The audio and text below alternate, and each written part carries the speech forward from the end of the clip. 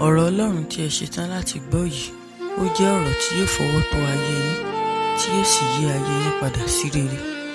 Láti ẹnu ikọ̀ àti ìríjú Ọlọ́run alààyè, Evangelist Babátúndé Sàámú, tí ẹ tí sílẹ̀ kí ó sì di alábùkún fún ní orúkọ Jésù. Matthew chapter 11 verse 12. Matthew 11 verse 12. Láti ìgbà ọjọ́ Jòhánù Bámtísì wá títí ó fi di ìsinsìnyí ní ìjọba ọ̀run ti di àfi agbára wọ̀, àwọn alágbára sì ní fi ipá gbà á. Láàárọ̀ yìí mo sọ̀rọ̀ lórí sísá gbogbo ipá lórí àti dọ̀run.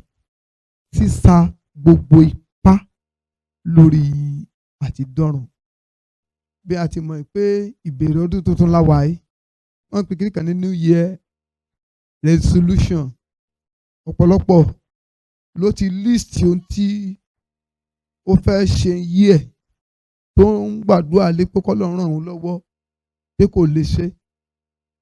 Ó dára, ṣùgbọ́n nínú gbogbo rẹ̀, tó bá ṣe pé bóyá ìwọ ní nǹkan kan tí wọ́n gbà lérò àti bí Ọlọ́run sí lọ́dún yìí, ohun àkọ́kọ́ tí ó yẹ kó jẹ́ òní lórí àti dé ọ̀run. Ṣé rí, ẹ jẹ́ sọ kíní kan fún wa, bí ó ti máa rí lónìí kò lè dá mọ́.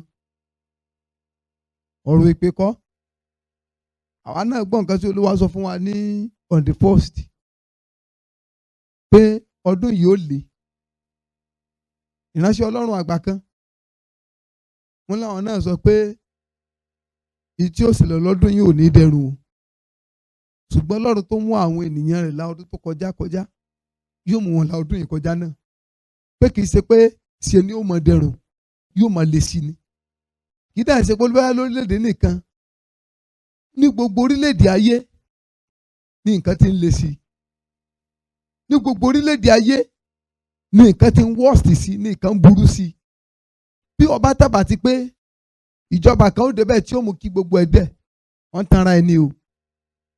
Ó le sí ni, yóò dẹ̀ mọ́ le sí ni.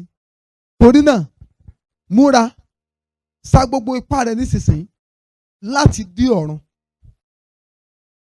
Gbogbo ohun tí ó bá ná ní kọjọ́ náà lọ́dún yìí lórí àti dọ́run. Jésù sọ fún ìjọ àwọn ènìyàn, ó ní láti gba ayé Jòhánù Bámtísì ní ìjọba Ọlọ́run ti di àfagbára wọ̀. Àwọn alágbára sì ló ń fi ipá gbà á. Ní èyí tó túmọ̀ sí pé ó nílò kó o sa gbogbo ipá rẹ. Ó nílò kó o tiraka gidi gan lórí àti dé ọ̀run. Torí pé ìrìn àjò sọ́run kò rọrùn, ẹ̀mẹ̀mí mọ̀ jẹ́ mórí délé. Ìrìn àjò sọ́run ò jìnnà, ẹ̀mẹ̀mí mọ̀ má jẹ́ ń kú sọ́nà o bí àjọ. Sórí, ìjọ ò ràn àwọn èèyàn lọ́wọ́ mọ́ àti dọ́run. Ọ̀pọ̀lọpọ̀ ìjọ kò ràn àwọn ènìyàn lọ́wọ́ mọ́ àti dọ́run. Ẹ bá dé ọ̀pọ̀lọpọ̀ orí òkè àti ọ̀pọ̀lọpọ̀ ìjọ, ariwo kódà ní gbogbo wọn ń pa kiri. Ariwo ogun ayé àtowó ní tí ń pa jù. Bíbélì dẹ̀ wípé ẹni tó bá fẹ́ràn fàdákà yóò tẹ́ lọ́rùn. Sẹ́rí, kì í ṣe àwọn tó bá ń wá owó lówó máa ń wá. Àwọn tí kì í rí towó rò lówó máa ń lé wọn. Tó bá fàyè ilé owó lọ́dún yìí, àánú ẹ̀ ṣe mí pé ibi tó lè já sí fún ọ lè mọ̀ dáa. Kí ni ó jèrè nìyẹn tó jèrè ayé tó sọ ẹ̀mí rẹ̀ nù. Nínú ọdún yìí, lépa múra sí àti dọ́run. Múra sí ìrìn àjò ọ̀run. Torí pé nígbà tá à rò ní Jésù lè dé, bọ́bá ní Jésù ò ní dé lọ́dún tó kọjá á jiyàn. Torí pé kí ni òwò báwọn èèyàn ṣe kú tó lọ́dún tó kọjá ní agbára. Báwọn èèyàn ṣe kú tó ní ọdún tó kọjá ó lágbára. Ìyàn, wàhálà, ìdààmú gbogbo ẹ̀ bó ti pọ̀ tó lọ́dún tó kọjá ó ní agbára. So ọdún tuntun la dé tún wà yìí. Ìgbà tá ò dẹ̀ èrò ló sọ fún wa pé òun ó dé. Torí náà, ó gbọ́dọ̀ gbáradì lórí àti dọ́run. Sọrí ìrìn àjò àti dọ́run lọ́dún yìí, mọ́ fẹnu rìn. Torí bọ́ bá fẹnu rìn, yóò yà ọ́ lẹ́nu pé bí kú bá lọ pa ojú rẹ dé sígbà tó ọ̀rọ̀. Mi ò gbà gbogbo àlà ogun lẹ́mìí, àlà ọdún ìjà. Mo láàlà ọdún ìjà. Àní kúkú òjijì. ṣùgbọ́n gbọ́ ilé dáadáa bá a bá kú bí pé bá dún kọ́ àṣà lè dá èpè dúró bí ìgbàsókè àwọn àyànfẹ́ bá ṣẹlẹ̀ kí ló fẹ́ ṣe sí kí sì sí àwọn tí kàn fẹnu sáré ìje ìgbàgbọ́ ní Jésù ń padà bọ̀ wá fún no àwọn tó ń sá eré ìje yẹ tọkàntọkàn tí wọ́n ń sá eré ìje yẹ nínú ìṣe wọn ìwà wọn tó ń fi hàn pé àwọn wọ̀nyí múra fún ọ̀run àwọn yẹn ní Jésù ń padà bọ̀ wá fún torí náà nínú ọdún tá a wọ̀ yìí mo fẹ́ kó o múra ọkàn rẹ gírí láti lépa ọ̀run torí pé Jésù akéde kan fún ọ sítándàdì ọ̀run ò change o ó dẹ̀ lé sí ni sítándàdì àti dọ́run yẹn lé sí ni we are in a compromise state àkókò tá a wà jẹ́ àkókò ìgbọ̀jọ̀gẹ́ gidi gan ẹ wo ọdún tó kọjá ìjọ kan láwọn ń ṣe praise night yẹn pé pàṣọ yẹn pé portable wọn á ní pé torí pé àwọn fẹ́ jèrè ọkàn àwọn ẹni tí ò sínú Ọlọ́run tán láwọn wà nínú Ọlọ́run ẹ wo ọ̀pọ̀ èrò ṣe lùbẹ̀ pa àwọn yóò tiẹ̀ sí Jésù to start with a ti wà ní àkókò ewu ìgbà ìkẹyìn tó le gidi tó yẹ pé ó gbà kó lórí dorú Yorùbá wí pé bí iná bá jóni tó jọ mẹni tara ẹni làákàn gbọ̀dànù sọ ní lọ́dún yìí má fi eré ìje ìgbàgbọ́ àti délé rẹ fi wé tẹlòmí o kọ́ mọ́ bá sunkún kíkorò tó bá ti pẹ́ nígbà tí olúwo ó bá dé ipò ìjáfara ni ó bá ọ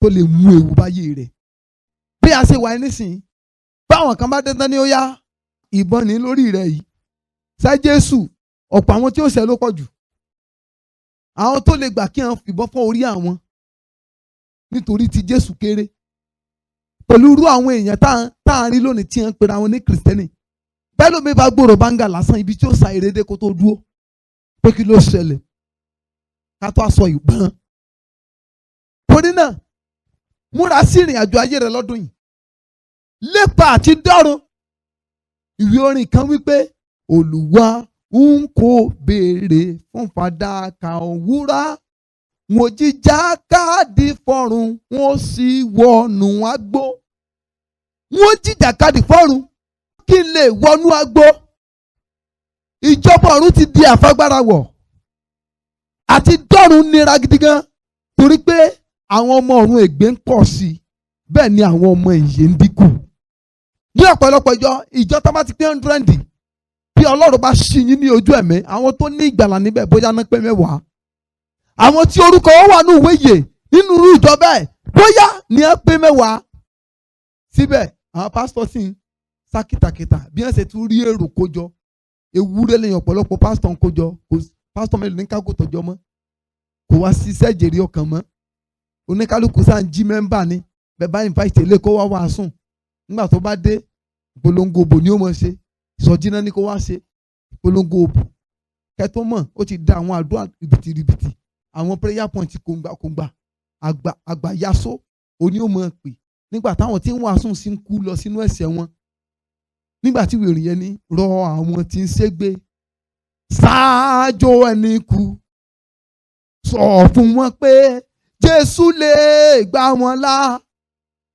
rọ àwọn tí ń ṣègbè ṣáájú ẹni kú aláàánú ni Jésù yìí ó gbàlà bí wọ́n tilẹ̀ sáko síbẹ̀ ó dúró bí wọ́n tilẹ̀ sáko síbẹ̀ Jésù dúró ìjọ tó yẹ pé ìsọtítẹ́ gbé kalẹ̀ tí ọ̀pọ̀lọpọ̀ àwọn tó wà níbẹ̀ tí wọn ò ní Jésù ní Olúwa tó lùgbàlà tí ò sí orúkọ wọn nínú ìwé yìí tẹ́ tó máa fi àdúrà ogun lọ̀ wọ́n tẹ́ ń fa àdúrà owó tẹ́ fi ń lọ̀ wọ́n ipò tí ẹ̀mí wọn wà nínú ẹ̀mí kíyèsí ẹni àmọ̀rí bá kú owó làwọn bá sóde òní wá múra kọ́ lè bá mórí bọ́délé Yorùbá wípé ọmọ tó mọ́wó délé nìyẹn òyìn ẹni tó bá mórí bọ́dé ìjọba ọ̀run ni ó gbà káàbọ̀ ọmọ ọ̀dọ̀ rere Jésù wípé àwọn tó bá ṣẹ́gun bí mo ti ṣẹ́gun àwọn ni yóò gba adé ìyè kí ni èrè bí tó fi jẹ́ kìrìsìtẹ́nì olórin yẹn ní ìgbẹ̀yìn ni mo rò tí mo fi gba Jésù gbọ́ ọba mímọ́ olóore jẹ́ kí ìgbẹ̀yìn mi kó dára Christianity táwọn èèyàn practice lónìí Christianity owó Christianity sẹ́ni tí ọ̀rọ̀ ìbá ṣe pé bí àwọn tí ṣáájú ṣe gbàre bá mo rí bọ́délé nígbà tí Paul apostoli sọ pé ohun gbogbo tí ìbá jẹ́ èrè fún mi àwọn oníbùkà sí òfo nítorí ti Kristi. Ní ọjọ́ wo ni omi ó pèsè fún ilé mi? Bíbélì pé àwọn fojú sọ́nà fún ìlú kan tí Ọlọ́run kọ́ tó sì tẹ̀dó, torí pé ìlú ìbílẹ̀ wa kì í ṣe ayé yìí. Àlejò àti àtìpó lajẹ́ láyé. Àwọn kan tí kú lọ́dún tó kọjá wọn ò rò tí pa wọn ó kú. Kódà ẹlòmíì kò rẹ̀ kò ṣe kán, ó kẹ̀sùn náà ni ò jí mọ́. Mo gbọ́ sórí ẹnìkan ní last year tó kú. Bàbá rẹ̀ pé kóun jájọ sọ̀rọ̀ kankan, ó dẹ̀ ní tóun bá dé láti ibi iṣẹ́ pé àwọn máa sọ̀rọ̀. The next call rẹ̀ tí bàbá rẹ̀ máa rí, wọ́n kàn sọ fún bàbá lórí fóònù pé ọmọ rẹ̀ ti kú, kó wá pàdé ẹ̀ mọ́ṣúárì. A ti lo ayé débi pé o ò lè fọwọ́ sọ̀yà ọ̀la mọ́. O ò lè fọwọ́ sọ̀yà bóyá ọ̀rọ̀ ọ̀la mọ́. Sọ́rí ọ̀rọ̀ ikú kì í ṣe nípa bóyá ó rẹ̀ èèyàn. O lè mọ́ rẹ̀ ọ́ kọ́ ọ sì kú. Àmọ́ iye àwọn tí nǹkan ò ṣe tá sì kú. Ikú ò ní kọ̀wé sí ọ. Ọmọgbà àti àkókò tọ́lọ́run kọ̀ mọ́ ọ. Lépa ọ̀rọ̀ báyìí. Torí ayé sì bẹ nílé ọdún àgùntàn. Ẹ̀wà ògo rẹ̀ pé wọ̀ pé máa bọ̀. Wọlé wọlé wọlé nísinsìnyí. Ẹ̀wà ògo rẹ̀ pé wọ̀ pé máa bọ̀. Bí ìrànràn lẹ́lòmíì ṣe lẹ́yìn ikú. Àpàwí ayé ẹ̀dẹ́ nígbà tí òro kàn.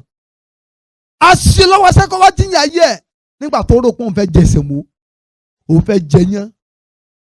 Rẹ́sítọ́rántì lẹ́lòmíì wọ̀ lọ tó ní kó kàn jòkó bẹ́ẹ̀ yẹ tó dẹ̀ họ́dà fún oúnjẹ. Oúnjẹ tó họ́dà fún wọn ò tí ì gbédé nígbà tó ṣe yẹ tó kú tó bá rẹ̀ mọ́ṣúárì. A ní oúnjẹ ló ń fẹ́ jẹ. Rẹ́sítọ́rántì ló ti họ́dà fún oúnjẹ.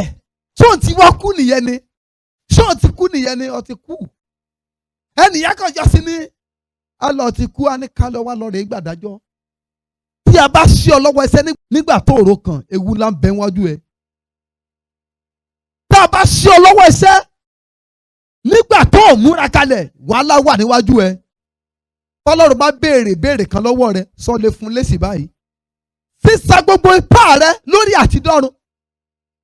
Sọrí ọdún tuntun tá a wá, má fọdún ìlépa owó, gbọ́ ilé dáadáa.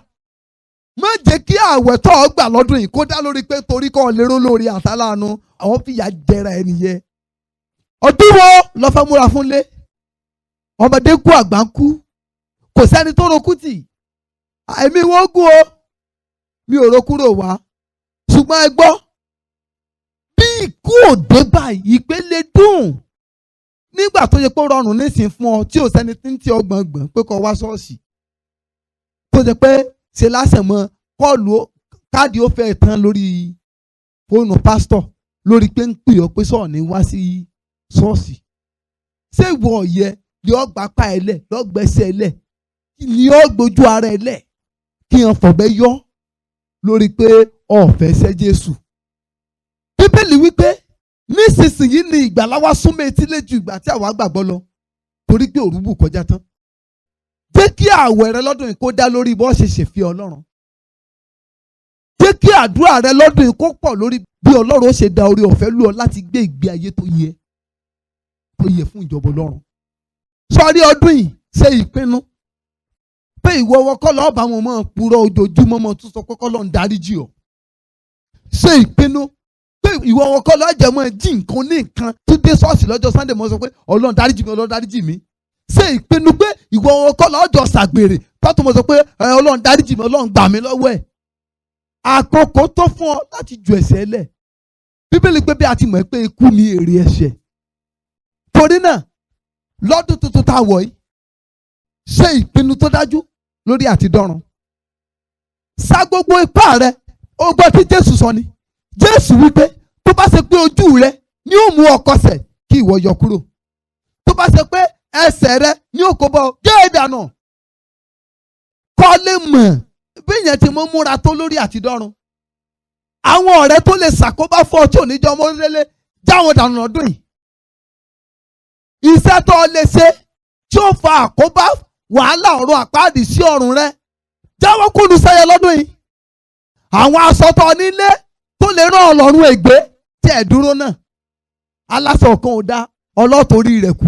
Tó bá torí rẹ̀ kú sí ẹ̀sọ̀ yẹn lágbára àti gbà ọ́ lọ́wọ́ ọ̀nà ni. àwọn tọ́lọ́run fún lórí ọ̀fẹ́ àti ríran ọ̀run àpáàdì. Wọ́n ní bí ọ̀rọ̀ rẹ bá máa jọmọ́ náà báyìí sọ́ọ́rí tó bá ti lè gbọ́ bí táwọn áńgẹ́lì yẹn lè ju tán mi rí báyìí tí ẹ bọ́ ọ̀run. Ó túmọ̀ sí pé ẹrù burúkú kan ti wà láyé rẹ tí ò ní jẹ́ ọdọ́run nìyẹn. Sọ́ọ́rí tán bá ti lè mi rí yẹn báyìí ọkàn gbóhùn lákàn láti inú àwọn ọ̀run wá ní depart. Sọ́ọ́rí tí òun yẹn bá rí pé depart báyìí wọ́n ní ìjì kan from nowhere yóò kàn kí díẹ̀ ni. Ọtí rí atẹ́gùn tó lè rí bọ́ọ̀ bá tiẹ̀ rí jì rí ọ̀sà àti atẹ́gùn tó lè rí. Ṣèbọ̀rí pé tó bá gbé pépà yìí ní standing inú ẹ̀ yóò máa ju pépà yìí lẹ́gbẹ̀lẹ́gbẹ̀ báyìí ni gbogbo tó bá wà nù jì yẹn báyìí yóò máa bọ́ọ̀sẹ̀ mi logbologbo wọn náà nìyẹn.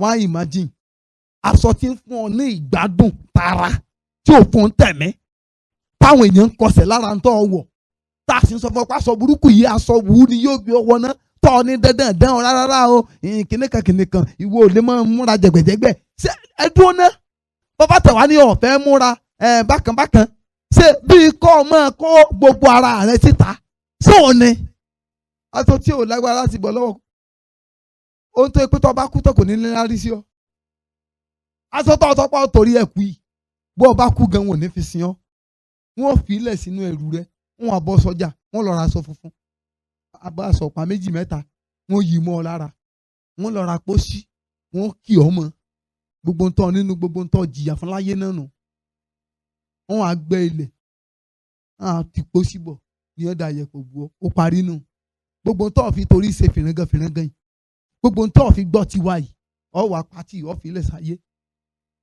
yóò wá ku ìwọ àti agídí inú rẹ kọ́ fi gbọ́ràn tí ó gbé ọwọ́ náà ná yóò wá ku ìwọ àti ẹ̀ inú iná tó jọ pé tó bá rárí wọ̀ ọ́ sì pè fún ìyá tó bí ọ sáyé pé kí ló ń lóyún ẹ fún.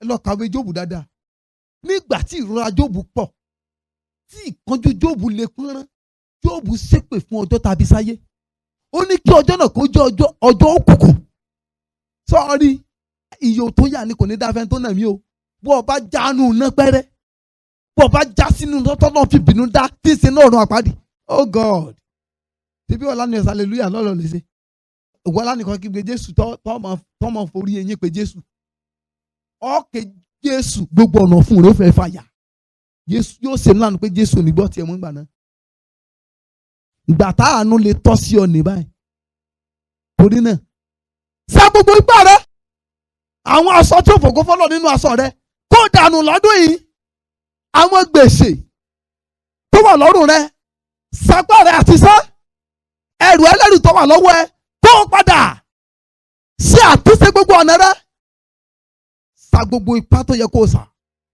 kí Ọlọ́run rí i pé ó gbìyànjú bí ènìyàn kí àánú lè ṣiṣẹ́ lórí ayé rẹ̀. Ọlọ́run nínú Ẹ́kísódù orí 20 ẹsẹ̀ 6 ó ní èmi á máa ṣàánú fún ẹgbẹgbẹ̀rún àwọn tó fẹ́ mi tó ti pa òfin mi mọ́. Àánú Ọlọ́run ò sí fún àwọn alágídí ọkàn tí ń ṣe ìfẹ́ inú ara wọn.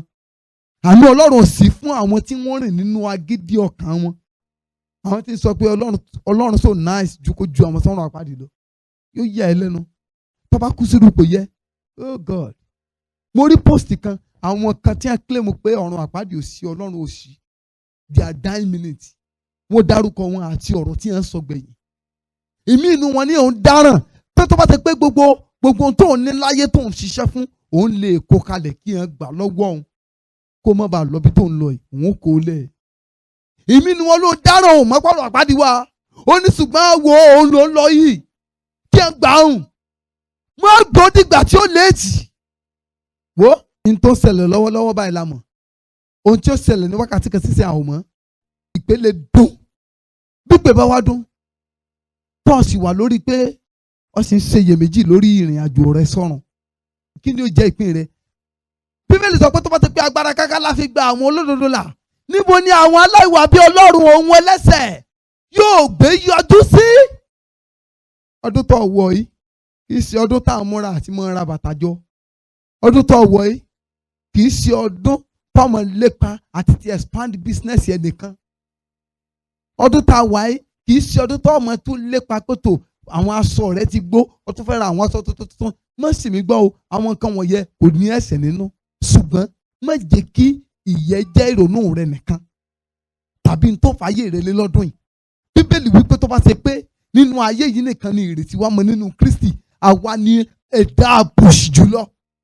Kọ́ríńtì kìíní orí keje ẹsẹ̀ 29 to 30. Ṣùgbọ́n èyí ni mo wí ará pé kúkúrú lé àkókò láti ìsinsìnyí lọ pé kí àwọn tí ó lé aya kí ó dàbí ẹni pé wọn kò ní rí, àti àwọn tí ń sọkún bí ẹni pé wọn kò sọkún rí, àti àwọn tí ń yọ̀ bí ẹni pé wọn kò yọ̀ rí, àti àwọn tí ń rà bí ẹni pé wọn kò ní rí, àti àwọn tí ń lo ohun ayé yìí bí ẹni tí kò ṣàṣejù nítorí àṣà ayé yìí kọjá lọ.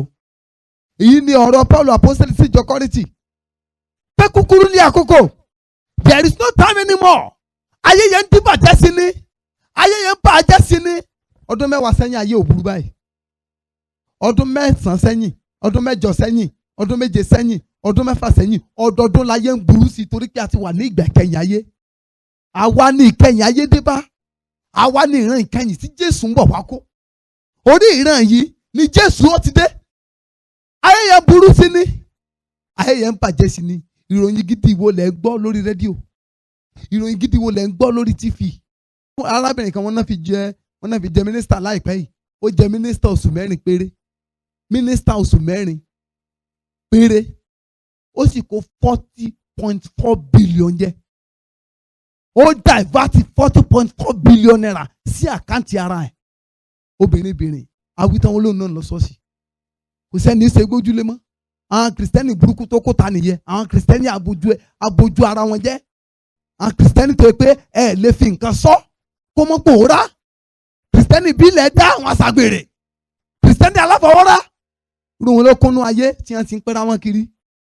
Àtàwọn ọ̀fọ́ àwọn pásítọ̀. Ebi léńdé tí ó kún ta. Ayé yẹn ń bàjẹ́ sí ni. Ayé yẹn ń burú sí ni. Ayé yẹn ń lé sí ni. Sínú ayé yẹn náà lọ tẹ́bà sí sí. Ayé tí Bíbélì sọ pé ó ń lọ àti ìfẹ́kúfẹ̀ẹ́ rẹ̀. Torí náà, má jẹ́ kí ajẹ́ àmú àná á lò. Má jẹ́ kó bá ìrìn àjò àti dọ́rùn rẹ nínú ọdún yìí. Ṣe ìpinnu tó dájú láti bá Ọlọ́run rìn nínú ìwà mímọ́. Bíbélì pé alábùkún fún ni àwọn nínú funfun torí pé wọ́n rí Ọlọ́run. Ẹ máa lépa àlàáfíà pẹ̀lú gbogbo ènìyàn àti ìwà mímọ́, láìsí èyí kò sí ẹni náà tí ó rí Ọlọ́run. Àwọn ọ̀rọ̀ yẹn dájú síbẹ̀. Ọlọ́run dẹ̀ change standard yẹ. Ọ̀pọ̀lọpọ̀ pásítọ̀ torí àti rérò àtònípátá àtàwọn onírun bíi ìwèrè gbogbo wọn náà fàyè gbà ń ṣọ́ọ̀ṣì tiẹ̀. Kì í ṣe bíi bó bá ṣèyàn 2 mẹ́ta ló ṣe tán fọ́run, kò sí wàhálà. Èmi ò lè kó àwọn igi iná jọ kí n mọ̀ pé wọ́n lọ́mọ ọ̀run fọ́lọ́run. Ọlọ́run mi ò ṣe tán. Àwọn ìyẹ́dẹ̀ ni wọ́n rò pé àwọn pásítọ̀ àwọn fẹ́ràn àwọn ni. Wọn ò ní mọ̀ pé ibi burúkú náà ṣe àwọn. Èyí orí tó bá ṣọ́ọ̀ṣì kan lọ́lọ́run kà lọ́jọ́ Sunday bí kì í ṣe yẹ àwọn ọkàn tó lórúkọ nínú ìwé ìyè tí ó mọ Jésù lólúwa tó lùgbàlà. Àwọn ìyẹn lọ́run dámọ̀ ṣọ́ọ̀ṣì.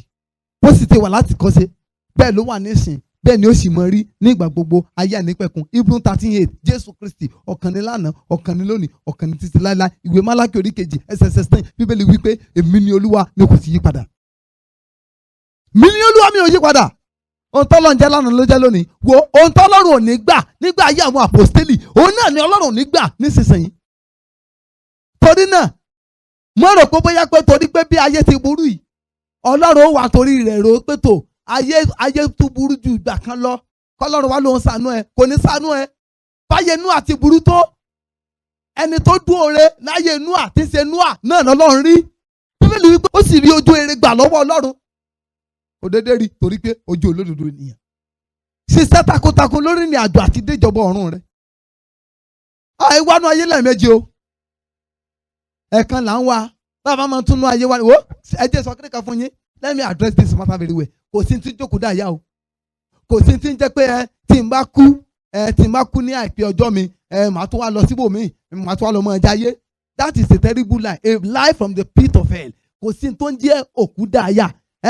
Àwọn èèyàn sọ pé kí ni jẹ́ bẹ́ẹ̀ tẹ̀bá máa ń rí àwọn kan tí wọ́n kẹ̀dẹ̀ disappear kìnìkan wọ́n ní òkú rán yẹn sílé pé ká lọ gbóúnjẹ fún mọ́mí o. It's a terrible lie. Wo demon reincarnation ní gbogbo wọn yẹn. Ẹ̀tàn láti ìjọba ọ̀run àpáàdì ni. Àwọn ẹ̀mí èṣù ló máa ń yá àgọ́ ara àwọn tí ó ti kú tí wọn ò ní Jésù ní Olúwa tó lùwàlà. Ló máa ń yá àgọ́ wọn lò. láti mọ tún fi hàn, láti mọ gbé àgọ́ yẹ kiri, láti mọ fi hàn àwọn èèyàn tó súnmọ́ wọn tàbí tó mọ̀ wọ́n rí kí ẹ lè bá rò pé wọ́n kú wọn lọ dẹ lómi ìníwó mi. Kò sí nǹkan tó ń jẹ́ bẹ́ẹ̀ yẹ o. Bíbélì sọ fún ọ nínú ìwé Hébérù orí 9:27 àti fífi lélẹ̀ fún gbogbo ènìyàn tó wá sínú ayé pé ẹ̀ẹ̀kan ṣoṣo náà máa kú, wọn kú lẹ́ẹ̀mejì. Ọ̀rọ̀ Ọlọ́run sì ní a kò lè bàjẹ́. Bíbélì wípé ọ̀rọ̀ yẹn kalẹ̀ láì lọ́run. Ọlọ́run sọ̀rọ̀ nìkan ló ń lẹ́sìpírẹ́ǹsì, wọ́n á jọ ara wọn.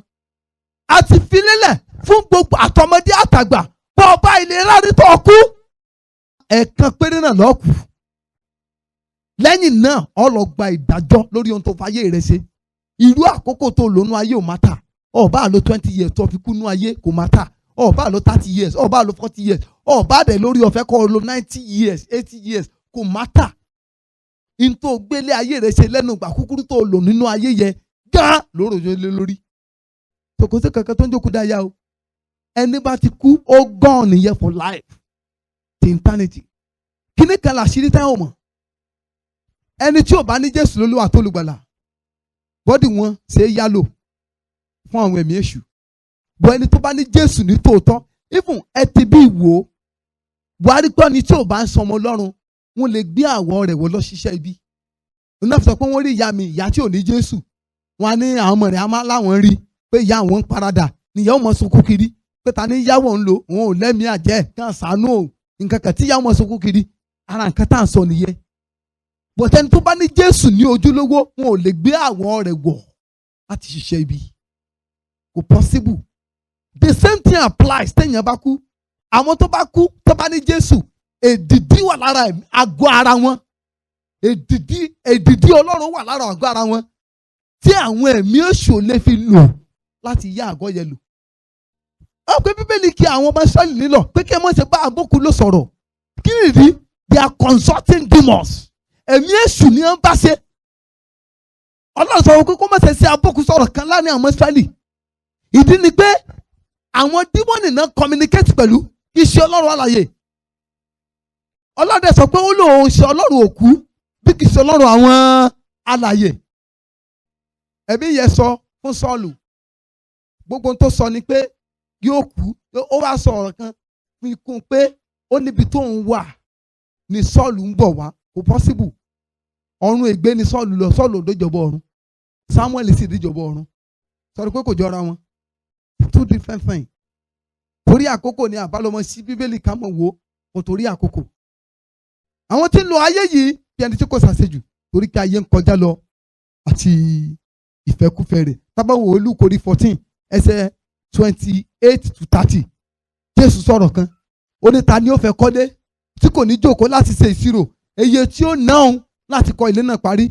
Ó ní tó bá kẹ̀dédé bẹ̀rẹ̀ ilé náà láì ṣe ìṣirò ó ní yóò kọ́ dáàrin kò sì lè kọ́ parí. Ó ní àwọn tó rí ó sì fi ṣe yẹ̀yẹ́ bí ara ilé rẹ̀ bẹ̀rẹ̀ lé kò sì lè ṣàṣeyọrí. Sátánì dúró láti fi ọ́ ṣe yẹ̀yẹ́ o lópin ìrìn àjò ayé rẹ̀, ṣùgbọ́n lórúkọ Jésù àti èmi àti ẹ̀yin ní òpin ìrìn àjò ayé wa Sátánì ò ní ìyà ìṣẹ́gun lórí wa. Ṣe ìpinnu tó dájú lórí àti tẹ̀lé Ọlọ́run nínú ọdún yìí. Sa gbogbo ipá rẹ lórí àti dọ́run lọ́dún yìí. Kára má sì kí ìrìn àjò ayé rẹ. Bójú tó ìrìn àjò ẹ̀mí rẹ. Bójú tó bọ̀ ṣe ń wá church. Má sọ lílé ètìdé church di ìwà. Bí a Bíbélì rẹ dọ̀rọ̀ inú ọdún yìí gidi gan. Yẹ ọ̀nà rẹ wò, yẹ ìwà rẹ wò. Bíbélì wípé ọmọ yẹra yín wò bẹ́ẹ̀ yín wà nínú ìgbàgbọ́. Abẹ́kẹ̀ mú pẹ́ mi Kristi gbénu yín ni àfi tí ẹ bá jẹ́ ẹni ìtanù. Yẹ ìwà rẹ wò, yẹ àwọn kan tó ń ṣe wò. Jésù ràn wá lọ́wọ́ o. Ẹ já lọ sínú Matthew orí 24 ẹsẹ̀ 13 ní ìparí. Ṣùgbọ́n ẹni tí ó bá forí tì títí dé òpin òun náà ni a ó gbàlà. Àwọn tó bá forí tì dé òpin, àwọn tó bá ṣe ìpinnu tó dájú, àwọn tó bá dúró ti ìpinnu wọn lórí àti dọ́run, àwọn ìyẹn nìkan ni ó mórí bọ́ títí lórí ẹ̀ṣẹ̀ rẹ̀. Sọ fún Ọlọ́run, Ọlọ́run ràn ìpinnu mi lọ́wọ́ lórí àti dọ́run. Ràn ìpinnu mi lọ́wọ́ lọ́dún yìí lórí àti déjọba ọ̀run. Má jẹ́ sá eré ìje ìgbàgbọ́ lásán, ẹ gbàdúrà bẹ́ẹ̀. Mo nígbàgbọ́ pé ẹ ti di alábùkún fún nípasẹ̀ ọ̀rọ̀ Ọlọ́run tí ẹ gbọ́ tán yìí. Fún àdúrà tàbí ìmọ̀ràn ẹ lè pè sórí aago yìí 08065935539. Ẹ máa gbé nínú oore ọ̀fẹ́ Kristi. Láti gbọ́ onírúurú ìwàásù ọ̀rọ̀ Ọlọ́run mìíràn tí ń ṣe oúnjẹ ẹ̀mí, o lè kàn sí wa lórí ẹ̀rọ ayélujára yìí tí ń ṣe YouTube channel wa Evangelist Babatunde Samuel, bákan náà lórí Audiomack Evangelist Babatunde Samuel. Ẹ ṣé púpọ̀.